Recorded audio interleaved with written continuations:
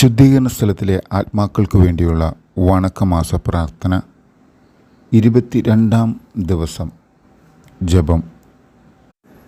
സർവേശ്വര, ഇന്നേ ദിവസം മരണം പ്രാപിച്ചവരുടെ ആത്മാക്കൾക്ക് വേണ്ടി അങ്ങേ കൃപ ഞങ്ങൾ യാചിക്കുന്നു.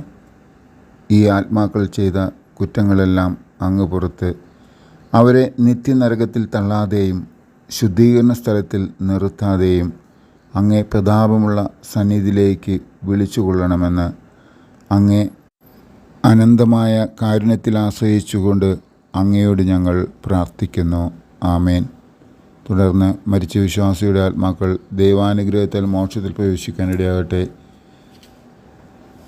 എന്ന പ്രാർത്ഥനയും 5 സ്വർഗസ്ഥനായ പിതാവും 5 നന്മ നിറഞ്ഞ മറിയവും 5 തൃത്വസ്തുതിയും ചൊല്ലുക. നിത്യപിതാവേ, ഈശോമിശിഹാ കർത്താവിൻ്റെ വിലമതിയാത്ത തിരിച്ചുവരയെക്കുറിച്ച് ഇവരുടെ മേൽ കൃപയായിരിക്കണമേ എന്ന സുഹൃതജപവും 5 പ്രാവശ്യം ചൊല്ലേണ്ടതാണ്. സുഹൃതജപം. മറിയത്തിൻ്റെ മാധുര്യമുള്ള തിരുഹൃദയമേ, എൻ്റെ രക്ഷയായിരിക്കണമേ. സൽക്രിയ.